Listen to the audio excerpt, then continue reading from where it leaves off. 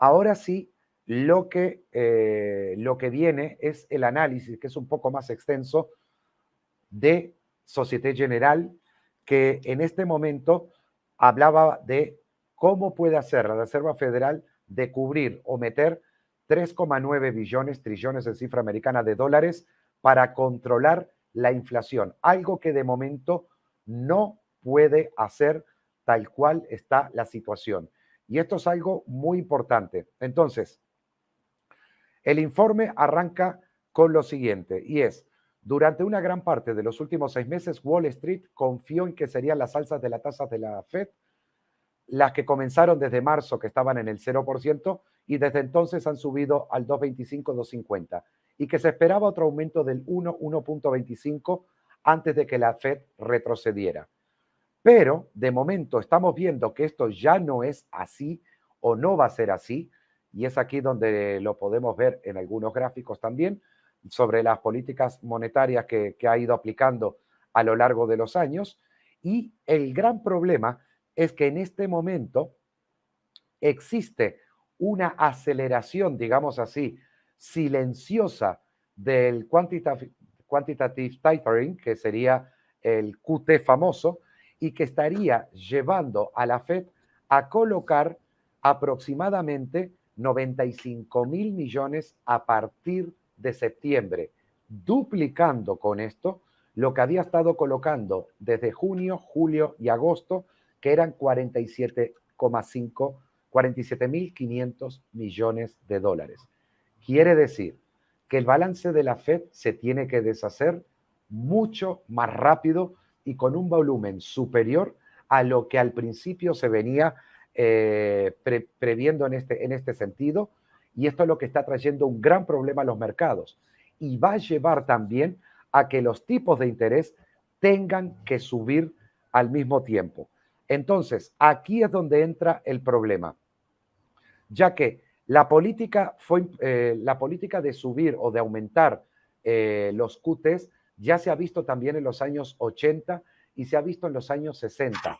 Esto podría llevar a que la Reserva Federal pudiera, para combatir la inflación, poder llegar a niveles aproximados, un ajuste implícito, así lo describe también el analista, de la tasa de alrededor de 450 puntos básicos de tasa de tipos de interés. Lo que esto sí recortaría o ayudaría a recortar los 3,9 trillones o billones del balance de la Fed.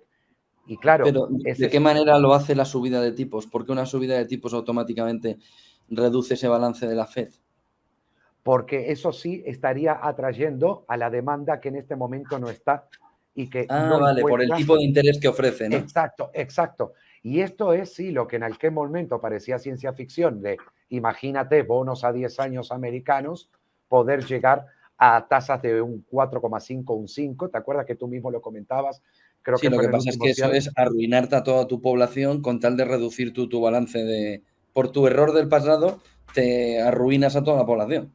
Parece que destruir o pinchar la madre de todas las burbujas, .com en el año 2000, petróleo en su momento en los años 80, crisis financiera, burbuja financiera en el 2008, 2009, comenzada 2007. Pero es que la madre de todas las burbujas es esto, la liquidez completa que hubo en el mercado, inundándose ya desde marzo de 2009 en este sentido, desde marzo de 2009 y que casi no se ha detenido y que ha llevado a los problemas y a donde nos encontramos, a un nivel de cotización de los mercados que no era real, a un nivel de inyección de liquidez en la sociedad también, Claro, al menos aquí. pero ese overvalue, ¿no? de los Sí, mercados, esa sobrevaloración, también lleva a un SP500 que ahora mismo diríamos que está en el cielo. Es decir, sí. que no encontramos en el medio plazo o medio largo plazo cuál es el soporte o el suelo final de eso, ¿eh?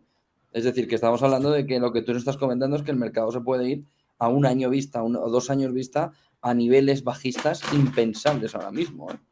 Correcto. Y ¿Desde eso dónde se, parte? bueno, no vamos a decir impensables, pero vamos a ver si de que es cierto que en años anteriores Es que las mira el vértigo, ¿eh? correcciones, Sí, sí, las correcciones, o sea, sí, siempre me gusta medir en este sentido los trayectos. Si, por ejemplo, observamos aquí lo que fue en el año 2000, un Standard Poor's corrigiendo de 1474 a 794, casi un 50%, para redondear. Luego tuvimos una corrección que comenzó 2007, vamos, a finales de 2007, principio de 2008, donde nos llevó al Standard Poor's de 1544 a 695 aproximadamente. Vamos a redondear en 700. Pero prácticamente un tercio. Desde No 1500 a tanto, 700, pero prácticamente pero un tercio. desde 1500 a 700 me No sitúa llega a un casi en un tercio. 50. Sí, por eso. 750 sería casi un Pero que no 50. un 75%, que podría, que se meten 500. Claro, pero es que ahora tenemos un máximo, redondeamos también, de noviembre de 2021 en 4.800 aprox, son 4.700 y algo, 80, Pues 4.800 y que son, 2.600. es que la mitad de estos son 2.600. La mitad de esto es, yo digo la mitad, vamos a Es decir un un 60%. 2.400, pero Ya, y es que 2.400 es aproximadamente, creo que lo había medido en su día, y no me quiero equivocar,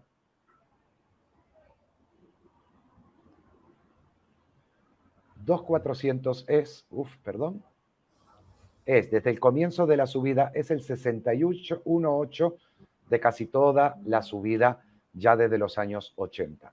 Es uno de los retrocesos más importantes para quienes medimos con Fibonacci, aquellos que hagan ondas de Elliott o Elliott Waves podrían verlo. También, bueno, el problema de que si te equivocas en la primera onda ya fallan todas, al igual que los impulsos también, pero hay una cosa que es muy, vamos a decir, altamente probable porque nunca hay nada seguro en los mercados financieros. Visitar los 3.000, yo creo que o 3.400, 3.500 es algo que de cara a las próximas semanas podría ser. Vamos a tener mucho en septiembre. Es un mes crucial septiembre. ¿Por qué? Porque tenemos datos de tipos de la Reserva Federal, algo dirán también, Banco Central Europeo, elecciones en Italia, que no se sabe todavía cómo van a poder desestabilizar la situación en Europa según los resultados y los partidos que ganaran, pro Europa o anti-europeísta. Por otro lado, hay que ver cómo va a reaccionar el euro. Y por otro lado, tenemos también los grandes vencimientos de cara a fin de año de cuádruple hora bruja que se van a realizar el tercer viernes del mes de septiembre.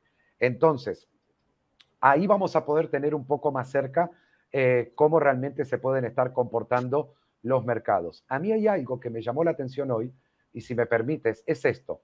Aquí estoy mostrando un gráfico en donde podemos ver la tasa de inflación americana y cómo se ha ido comportando el dólar a medida que la tasa de inflación podía subir o podía bajar, o sea, revalorización e infravalorización de lo que era el dólar americano. Y ahora nos encontramos en una situación atípica. Si observamos, por ejemplo, cuando tuvimos picos de inflación, que es la línea azul, teníamos a su vez a la baja la fuerza del dólar, por decirlo así, o un dólar más débil. A medida que el dólar volvía a tomar fuerza, volvía a bajar, o vamos a decirlo al revés, cuando la inflación comenzaba a bajar, volvía a tener fuerza el dólar americano. Y así sucesivamente a lo largo de los años. De hecho, este dato ya arranca, si no me equivoco, aproximadamente desde los años 68, años 70, y ahora tenemos esto. Tenemos que desde abril del 21 el dólar ha tomado muchísima fuerza y al mismo tiempo, desde mayo de 2020, aproximadamente abril de 2020, comienza el pico de inflación en Estados Unidos que no ha parado de momento. Una pequeña corrección aquí, como hubo otra pequeña corrección en agosto del 21, pero como vemos aquí, hay una descorrelación. Hay una correlación. Hay una parabólica espectacular. Exacto. Entonces, la pregunta del millón va a ser ahora, porque claro, la subida de bonos y de tipos podrá sí favorecer a lo que va a ser la fuerza del dólar, a no ser que el bloque europeo contrarreste con una política agresiva de tipos que destruirá la economía y los mercados financieros, también tenerlos por cuenta, y el mercado inmobiliario, etcétera, para atraer también inversores. Y ahora tenemos aquí, mira la subida de estos 2 días en lo que es el rendimiento del bono a 10 años, que cuando hicimos el programa estaba en 3,10, 3,08 y hoy ha marcado pico, hoy de Bueno, 3,30 aproximadamente y es ahora que se va al 3,25. 3,7, es evidente. Va al 3,7 Cuidado, de cabeza. y cuidado que con un 4,5 de tasas de interés, se podría Pues se va disparar a un al 4, 4,5. al 4,5 o 5. ¿Te acuerdas que yo comenté que esperaba los bonos probablemente en esos niveles? Eso destroza el mercado de renta variable. Es algo, por eso digo, empecé el Bueno, programa y sobre todo porque diciendo, solo hay un sector, que es el energético, que está dando un 50% de rentabilidad, pero el tercer sector que más crece, que decrece, es el healthcare, que cae un 11%. ¿Dónde inviertes? ¿En el healthcare o en el bono a 10 años? a un 4,5, a un 4, a un 3,75 a 10 años la respuesta. O sea, lo que decíamos el otro día, las carteras van a tener que equilibrar sus inversiones. Van a El tener que quitar 60-40 va a ser clavado. Exacto, van a tener que quitar mucho de la renta variable más especulativa para realmente llegar a algo más seguro y con una buena tasa de interés. Y si, date cuenta que si logran poner tipos de interés a 10 años o en los bonos, etcétera, por encima del 3,5 y digamos que la Fed logra bajar la inflación al 2%, ese spread es un negocio redondo. O sea, porque por primera vez después de muchos meses o después de ciertos años estaría adquiriendo intereses por mi dinero que superan lo que estoy pagando por inflación. Porque ahora, aunque me den un 2%, con una inflación al 10, como tenemos en Europa, o al 8,9, como puedo en Estados Unidos, en realidad lo que estoy haciendo es perdiendo dinero en ese sentido. O sea, no tengo poder. Y hay una cosa importante antes de seguir en referencia a los tipos de interés y a la inflación. Ya en los años 80, la Reserva Federal, que te lo comentaba antes de empezar el directo, llegó a tener que poner los tipos de interés por encima de los ratios de inflación para poder combatir realmente la inflación. Es algo que de momento el análisis de Société Générale también apuntaba a que no sería descabellado que en algún momento tuviera la Fed, eso sería el movimiento más agresivo, terminar poniendo los tipos de interés por encima de lo que eran las tasas de inflación en ese momento. Y Y aquí no me dejas sabemos a hacer dónde puede estar, una. por supuesto. Y en este momento me dejas hacer una pequeña cuña publicitaria.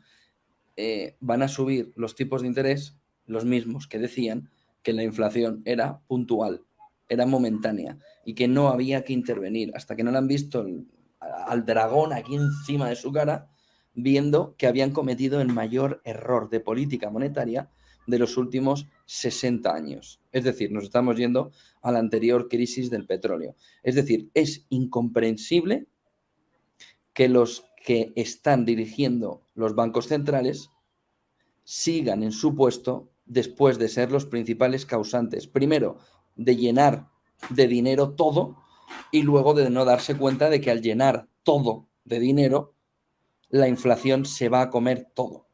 No sé si me dejas que haga un par de comentarios de nuestra audiencia para que contestes. He destacado 5 aquí. Javi Cripto nos dice: tampoco tenemos confianza para sortear el SP500. Al parecer, lo mejor es quedarse fuera. ¿Es lo mejor quedarse fuera, Gabriel? A ver, no sé si es lo mejor. A ver, hay que aclarar muchas cosas también ahora porque yo sabía de que esto podía traer bastante nerviosismo, pero o no, depende cómo lo tome el inversor. Hay formas de también enfrentar al mercado en ese sentido y bueno, pueden ser con posiciones bajistas, por supuesto, a modo de cobertura, de hedging, como se le quiera decir, ir observando. Lo bueno que tiene esto o esta situación, vamos a decirlo así, sobre todo JM aquí, no era JM, perdón, que estaba leyendo justo el comentario, es que en algún momento habrá una parada y pueden haber rebotes técnicos que se pueden aprovechar, pero ahora en este momento, comprar renta variable dentro del Standard & Poor's o del Nasdaq, etcétera, podría ser altamente peligroso. Hay un dicho que no agarrar con la mano el cuchillo cuando está cayendo, es un dicho de brokers americanos, así que no es buen momento ahora para hacerlo. Esperar, en todo caso, algún rebote puntual o algo. Este objetivo de aquí es que ahí es cuando, creo que en el mes de mayo, cuando recién empecé con mis primeros programas aquí en Negocio Televisión, me acuerdo que comenté algo que la gente me decía, como en aquel momento también me lo dijeron, que estaba un poco, como se dice en España, flipando en este sentido, porque dije, cuidado porque esto tiene pinta de replicar el 2008. Y este movimiento de aquí, del Standard & Poor's, vamos a decir que esto fue todo el 2007 en el Dow Jones. Cualquiera que pueda acceder a un gráfico, que mire todo el año 2007 y verá esta figura de aquí, que ahora el Standard & Poor's hizo desde julio de 2021, esta de aquí, pero que abarcó todo un año. Luego vino enero a marzo, si no me equivoco, de 2008, donde vino la primera caída y vino el pullback de esa figura, que es exactamente esto que fue marzo de 2008. A partir de ahí se acentuó mucho más la caída de los mercados financieros a lo largo de 2008 y hasta marzo de 2009, 15 de marzo, que fue un lunes, porque el domingo la Reserva Federal arrancó por primera vez con esos QEs y que inyectó en la apertura del mercado americano mediante bonos en un mercado no regulado 500.000 millones de dólares. Ahora lo que está haciendo es todo lo contrario. Es como, en ese momento empezó a poner los cimientos de lo que sería esta gran burbuja y ahora viene con una ametralladora, ni siquiera con una aguja a pinchar el globo, con una ametralladora a desinflarlos todos, o sea, a ametrallar directamente todos esos globos que han ido inflando a lo largo de estos últimos años. Es que son muchos años de inyección de liquidez y ese es el problema. A partir de ahí Demasiado helicóptero, ¿no? Se puede hablar de mucho. Tenemos el tema de las digital currencies, que van a ser una de las formas de un nuevo start, vamos a decirlo así, o un reinicio para el sistema económico. Yo me acuerdo que en 2008, 2006, de hecho, en Alemania, yo todavía no había llegado a España, pero en Alemania, en el broker, comentábamos de que la gran crisis que estaba por venir iba a ser en dos partes y que no se sabía la segunda parte cuándo ocurriría, pero la segunda era la última y definitiva.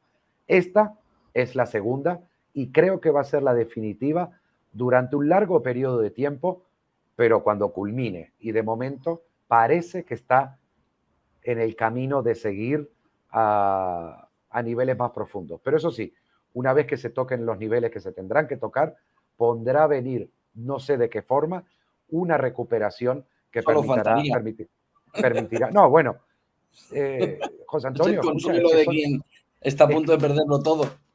Bueno, a ver, siempre hay que ver de qué lado del mercado se está. Cuidado, que yo siempre digo, las langostas del Titanic se alegraron quizás en aquel momento con el Titanic. O sea, hay que tener cuidado con de qué lado del mercado se está. O sea, hay gente que está con posicionamientos bajistas. Ahora estamos mirando que las CTAs están bajistas con el informe de Nomura. A ellos les da igual hasta donde caiga. Y aparte lo que van generando lo depositan a tipo de interés en bonos. Claro, el que está comprado, el inversor de a pie, que el volumen del inversor de a pie es mínimo en los mercados financieros, le estará afectando a su bolsillo, sin lugar a dudas. Por eso ahora es ir con cautela para las compras, esperar a ver en qué momento se puede calmar un poco y sobre todo empezar, esperar todo lo que viene en las próximas 3 semanas de septiembre con muchos datos, muchas cosas que vamos a ir avanzando aquí. Ojalá adelantemos cosas de las que creemos que podrán suceder para poder ayudar mejor y orientar mejor. Y de momento esperar al menos el mes de septiembre, no tocar demasiado o no hacer grandes planes de inversión hasta que esto se calme y hasta que tengamos ya con los vencimientos, con los tipos de interés definidos, con los comentarios que se hicieran desde Banco Central, Reserva Federal, etcétera, etcétera, un escenario un poquito más claro de cara a los próximos meses. Al menos mi consejo. Me parece muy interesante esta pregunta que nos trae JMCC.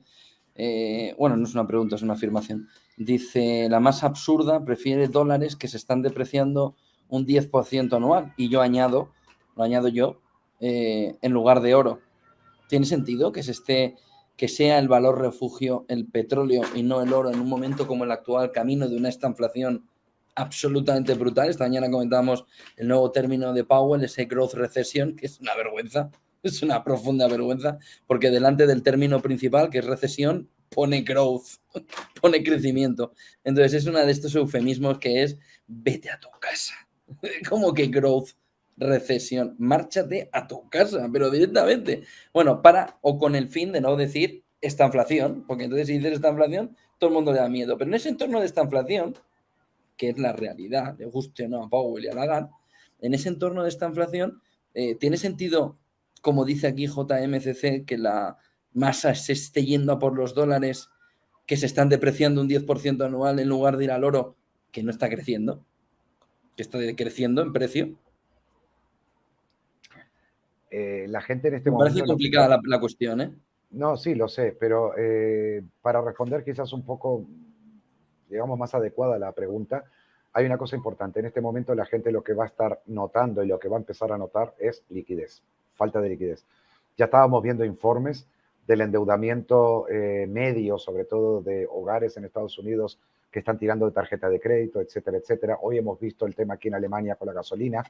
Estamos viendo también que el otro día hubo una protesta, 100.000 británicos negándose a pagar la factura de la luz, que salió también el informe, creo que fue hace un par de días aproximadamente que leí la noticia. Bueno, En este momento, en China a no pagar a los que no les van a dar la casa, que es como, correcto, por supuesto que no te van a pagar, si no les dan la casa. están empezando a hacerse movimientos a nivel de la sociedad, como que la gente ya está reaccionando de otra forma y que efectivamente van a valorar. Yo me acuerdo en 2008 cuando me decía la gente, 1 euro en el bolsillo metálico, la monedita, vale más en este momento que los 100, 200 que te figuren en el extracto de la cuenta. A día de hoy, el apalancamiento financiero que hay ya de dinero virtual, así se llama, si cada uno piensa que lo que ve en el extracto de su cuenta de banco es dinero real, está muy equivocado, está aproximada, no llega ni siquiera a la 10ª parte de lo que es el dinero en circulación. O sea, el dinero en circulación está en 12 veces frente a lo que es el dinero real.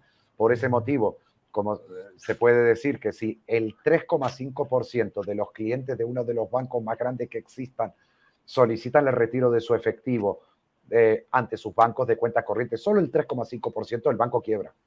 Hoy por hoy, un banco europeo, cualquiera, te puedo poner el nombre que quieras, quiebra, hace corralito, porque no existe ese dinero físico detrás.